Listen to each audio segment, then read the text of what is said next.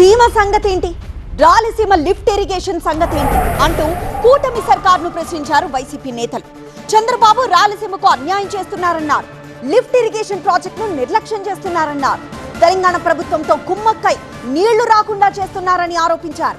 మరోవైపు సీమకు అన్యాయం చేసిందే వైసీపీ అంటూ కౌంటర్ ఇచ్చారు మంత్రి Payyavula Keshav. Rayalaseema lift irrigation project కోసం పోరుబాట పట్టింది వైసీపీ. అనంతపురంలో రాయలసీమ లిఫ్ట్ ఇరిగేషన్ ప్రాజెక్టులపై వైసీపీ రౌండ్ టేబుల్ సమావేశం నిర్వహించింది. ప్రత్యక్ష పోరాటానికి దిగాలని అభిప్రాయపడింది. రాయలసీమ లిఫ్ట్ ఇరిగేషన్ పనులు ఆగిపోవడానికి చంద్రబాబే కారణమన్నారు వైసీపీ నేతలు. తెలంగాణ సీఎం రేవంత్ సీమ లిఫ్ట్ ను ఆపేనని చెబితే చంద్రబాబు ఎందుకు స్పందించలేదని ప్రశ్నించారు. ఈ రోజు తప్పకుండా కూడా రాయలసీమ ఎత్తిపోతల పథకం కూడా మిగతా పనులు కూడా పూర్తి చేసి అన్ని రకాల కూడా అందిస్తారు, మనందరూ మేలు చేస్తారని మనం అనుకున్నాం. కానీ ఈరోజు ఈ రాష్ట్రంలో మనం ఎవరు కానీ ఊహించలేదు. ఈ రాష్ట్రానికి ముఖ్యమంత్రి, ఈ రాష్ట్ర అభివృద్ధి, ముఖ్యంగా వెనుకబడిన జిల్లాలు, కరువుకు నిలమైన ఈ జిల్లాల గురించి ఆలోచన చేయకుండా తెలంగాణతో రాజకీయ ఒప్పందం చేసుకొని, రాజకీయ అనేది కూడా ఒక క్రీడ అనేది కూడా చంద్రబాబు నాయుడు గారు కూడా చేస్తూ ఎత్తిపోతల పథకాన్ని కూడా లేకోకుండా కూడా చేసేసి నిలబెట్టి ఇచ్చినారని చెప్పేసి స్వయంగా ఈనాటి తెలంగాణకు ముఖ్యమంత్రి అయిన రేవంత్ రెడ్డి గారే అసెంబ్లీలోనే అందరి శాసనసభ్యుల ముందర కూడా ఇవి చెప్పిన తర్వాత అక్కడ జరుగుతున్న ఒక కుట్ర అనేది కూడా ఈరోజు కూడా మనందరికి కూడా బహిర్గతమైంది. చంద్రబాబు అధికారంలోకి వచ్చిన ప్రతిసారి రైతులకు అన్యాయం జరుగుతుందన్నారు మాజీ మంత్రి కాకాణి. చంద్రబాబు యొక్క ఆలోచన విధానం మీరు గమనించండి. ఏ రోజు రైతుల గురించిలే, ఒకరోజు క్వాంటమ్ వ్యాలీ అంటాడు, ఒకరోజు ఆర్టిఫిషియల్ ఇంటెలిజెన్స్ అంటాడు, జనాలకు అర్థం కాని అన్ని మాట్లాడుతుంటాడు. వీటన్నిటితో పాటు గతంలో పోలవరం సోమవారం అన్నాడు, అది ఎట్టా అటకే వెళ్ళిపోయింది. ఇప్పుడు మళ్ళా అమరావతి అని చెప్పి పెట్టుకున్నాడు. అమరావతి అంటే చాలా మంది పాపం అబ్బా చేస్తున్నాడు కదా, అమరావతి అనేటువంటిది చంద్రబాబు నాయుడుకి బంగారు బాతు లాంటిది.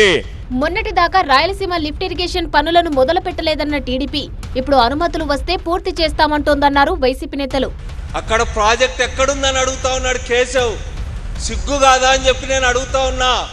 ప్రాజెక్టులను సందర్శించి వచ్చినావు, నువ్వు కళ్ళు లేని కబోదివా? నీకు ప్రాజెక్ట్ ఆడ కట్టడాన్ని కనపడలేదా అని చెప్పి ఈరోజు మనమందరం కూడా ప్రశ్నించాల్సినటువంటి అవసరం ఉంది.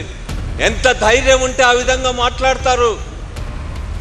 1500 కోట్ల రూపాయలు ఖర్చు పెట్టి ఇప్పటికే నిర్మాణం అవుతున్నటువంటి ప్రాజెక్టు అక్కడ లేనే లేదని మాట్లాడతారు. నిన్నటి వరకు ప్రాజెక్ట్ ఎక్కడుంది, ప్రాజెక్టుతో ఏం అవసరం ఉన్న వాళ్ళు ఈరోజు మనం స్పందిస్తూ ఉంటే, మనం నినదిస్తూ ఉంటే ప్రాజెక్టుని అనుమతులు వచ్చిన తర్వాత కడతామంటున్నారు. రాయలసీమ ప్రాజెక్టుల కోసం ఇక పోరుబాట పట్టాల్సిన అవసరం ఉందన్నారు కేతిరెడ్డి వెంకట్రామిరెడ్డి. మేమంటున్నాం ఇదే చంద్రబాబు నాయుడు, మా ప్రాంతంలో నీళ్ళు ఇవ్వయ్యా, ఈ రాష్ట్ర ఖజానాకి ఎంత డబ్బులు కావాలో ఈ రైతాంగం తరపు నుంచే మీకు అందరికీ కూడా అందించే కార్యక్రమం చేస్తామని చెప్పి చెప్తున్నాం. ఇక్కడ ఈరోజు ఇండస్ట్రీస్ రావాలన్నా నీళ్ళే రావాలా? ఎక్కడ లేవు, మైదానం లేవు.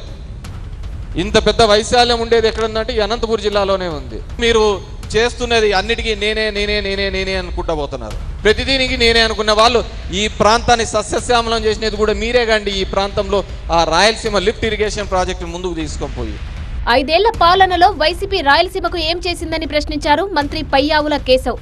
రాయలసీమ ప్రాజెక్టును చంపిందే వైసీపీ అన్నారు. వీళ్ళు 5 ఏళ్ల పాలనలో రాయలసీమకి ఏం చేశారు? వీళ్ళు ఎక్కడైనా కాలువలో ఒక గంప మన్ను తీశారా, ఒక మీటర్ కాలువ తవ్వారా, కొట్టుకుపోయినటువంటి అన్నమయ్య డ్యామ్ వైపు కనీసం తిరిగి చూసారా?